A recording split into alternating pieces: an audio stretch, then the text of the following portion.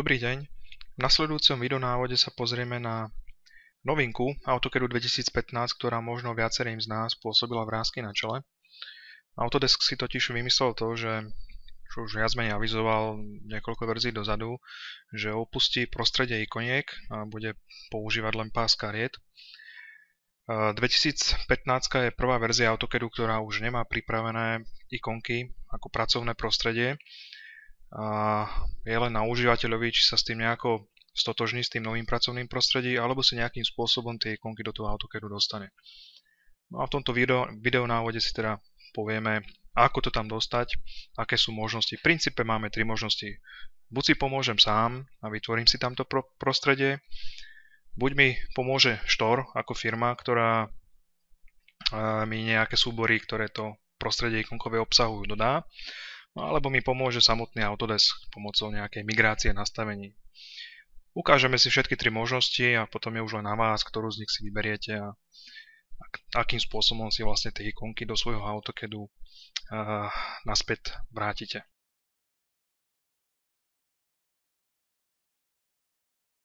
Prvý spôsob, ktorý nám pomôže vrátiť ikony do AutoCADu 2015 a ktorý budeme nazývať Pomôž si sám, pozostáva z manuálnej úpravy súboru používateľského prostredia, čiže súboru ACAD, prípadne ACAD-LT.cux. Príkaz, v ktorom sa realizuje táto úprava, spustíme buď cez príkazový riadok zadaním troch písmen CUI, nízke pomruším, alebo cez stavový riadok cez prepínač pracovných priestorov, kde stačí aktivovať položku prispôsobiť. Po aktivovaní či už cez príkazový riadok alebo cez stavový riadok sa zobrazí dialogové okno na úpravu používateľského rozhrania, čiže na priamu úpravu súboru CUX. Tu stačí nakliknúť pracovný priestor a cez kontextovú ponuku pravého tlačítka vytvoriť nový pracovný priestor, ktorý si môžeme nazvať tak, ako je to nazvané v starých verziách AutoCADu, AutoCAD Classic, prípadne s LT v názve AutoCAD LT Classic. Po vytvorení pracovného priestoru hneď začneme upravovať a úprava pozostáva z povolenia, respektíve nepovolenia panelu rýchleho prístupu, to je týchto pár ikoniek v ľavej hornej časti pracovného prostredia, takže ja ich povoľujem. Ďalej je to nastavenie alebo aktivovanie príslušných zoskupení ikoniek, čiže panelov nástrojov.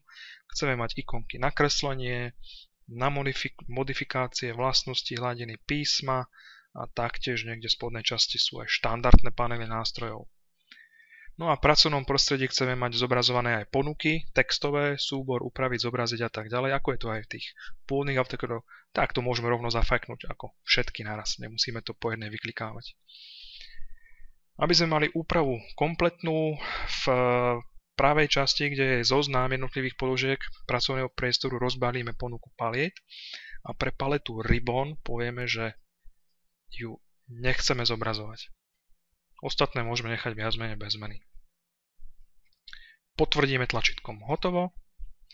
No aby to bolo úplne dokonalé, pomocou následne úpravy toho priestoru AutoCAD Classic si ešte necháme zobrazovať panel nabítek, alebo teda ten riadok s textovými ponukami.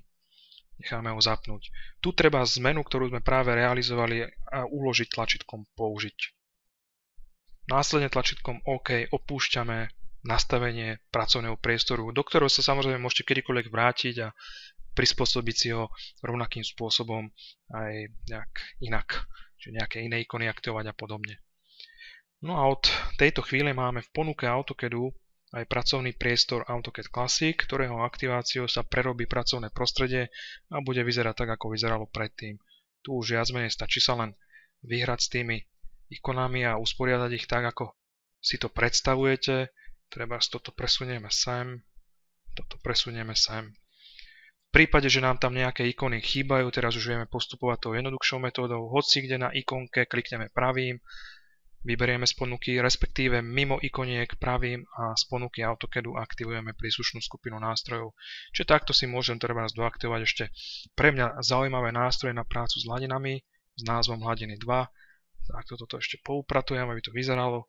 A pracovné prostredie mám vytvorené. Tu ešte upozorňujem na jednu vec, ak si takto dodatočne doaktivujete nejaké ikony a zmeníte umiestnenie na pracovnej ploche, odporúčam cez prepínač pracovných priestorov uložiť toto nastavenie, a to tak, že v zozname uložených pracovných priestorov vyberieme ten, ktorý chceme prepísať, a to je presne ten AutoCAD Classic, no a necháme zmeny uložiť priamo do toho pracovného priestoru. Takto. Bude sa pýtať, či to chceme nahradiť, potvrdíme áno.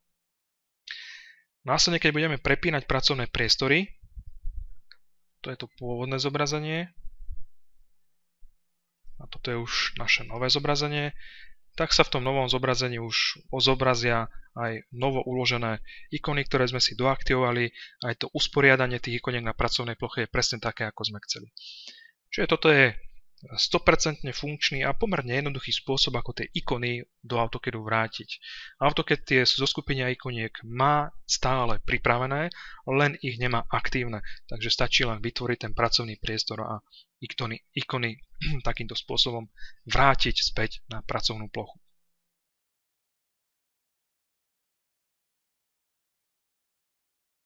Druhý spôsob, ktorý budeme nazývať Pomôže mi štor, pozostáva z nakopírovania pripraveného a upraveného súboru ACAD CUI do vášho užívateľského profilu AutoCADu.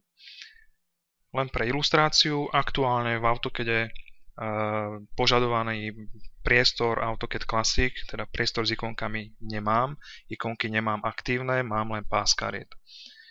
Čo treba urobiť?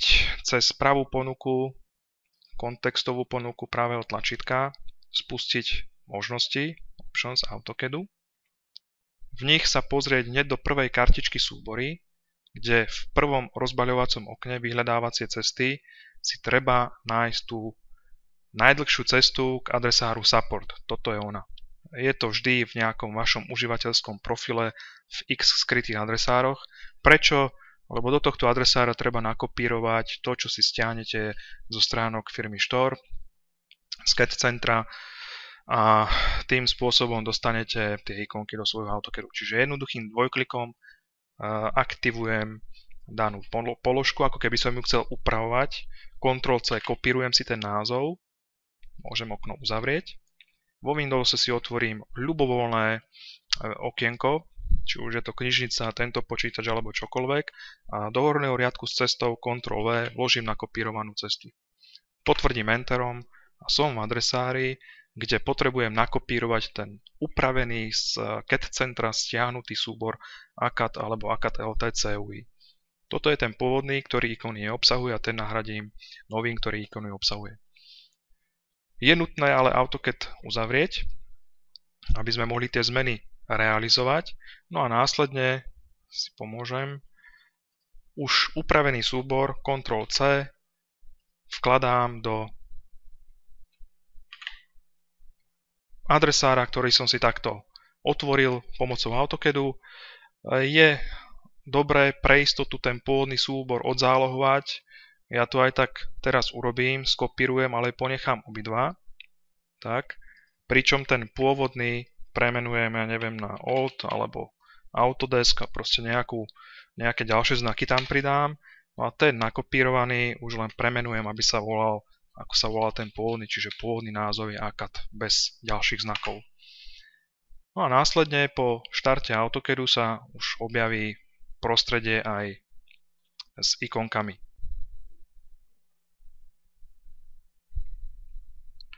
Takže rozbaľujem ponuku pracovných priestorov už na štartovanom AutoCADe, kde je použité to nové CUI už s ikonkami, a aktivujem AutoCAD Classic. Trošku to tam pohrká, povrble a máme ikonky na svete. Takže toto je druhý spôsob, Pomôže mi štor, kde si z CAD centra stiahnete príslušný súbor, či už pre anglickú alebo českú verziu, pre plný AutoCAD alebo LT AutoCAD. No a tu jednoducho len nahradíte, alebo ňou nahradíte ten pôvodný súbor, ktorý sa nachádza vo vašom používateľskom profile.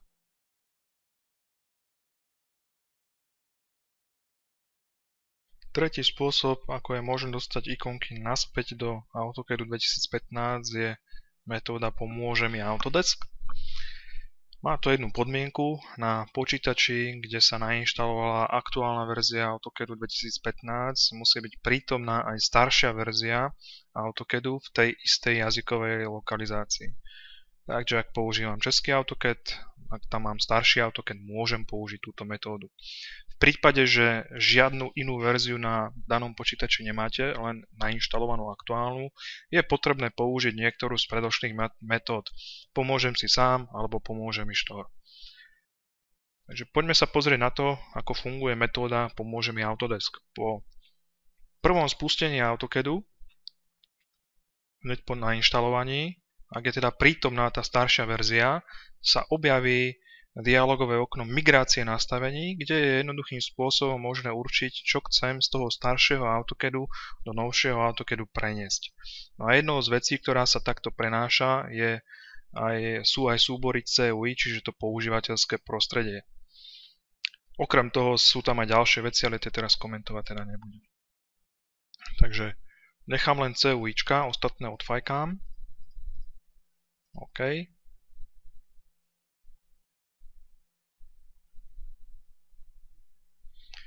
V prípade, že si chcete pozrieť migračný protokol, treba potvrdiť túto voľbu áno. Myslím, že to ale nie je potrebné, takže tu si úplne v pohode vystačíte aj s položkou nie. V migračnom protokole sa zobrazuje, môžeme ho otvoriť. V migračnom protokole sa zobrazuje popis, čo sa kam prekopírovalo, odkiaľ, z akého adresára. Takže po naštartovaní, po tej úvodnej migrácii, nastavení sa nám prepínači pracovných priestorov okrem toho pôvodného kreslenia a poznámka objavujú už aj premigrované pracovné priestory z tej predošlej verzie, v tomto prípade 2014. To isté, ale premigrované z 2014, že to by bol presne taký istý vzhľad toho pracovného prostredia, no ale samozrejme sú tam prítomné tie ikonkové zobrazenia, o ktoré nám vlastne v tomto videu aj ide. Aby sa tie názvy zobrazovali nejako rozumnejšie, nie s tými dlhými koncovkami migrované z takého a takého AutoCADu, je nutné cez kartu úpravy používateľského prostredia, čiže príkaz CUI, dá sa spustiť, čo sme si ukazovali aj v prvom type Pomôžem si sám, cez prepínač pracovných priestorov, položka prispôsobiť, kde v ľavej hornej časti v zozname tento princípe tam vôbec netreba, keďže ten je prítomný, tak ten môžeme kľudne vymazať.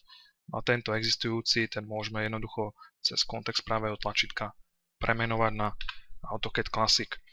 Samozrejme zmeny treba potvrdiť a následne sa už bude v ponuke zobrazovať len to, čo si v tom zozname, v tom príkaze CUI vlastne povolíme.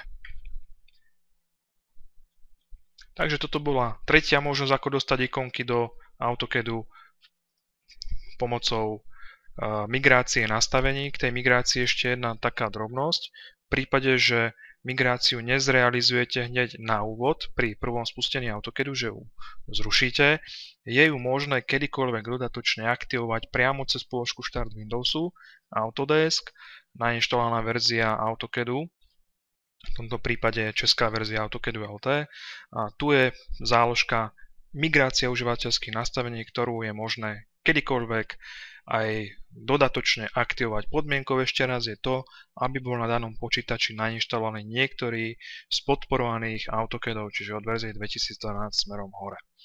Podmienkou tiež je pri takejto dodatočnej migrácii, aby bol AutoCAD, kde sa majú tie nastavenia migrovať, zatvorený, pretože ináč samozrejme by tie nastavenia dosť ťažko ten migračný proces vedel preniesť. Takže toto je možné spustiť teda kedykoľvek.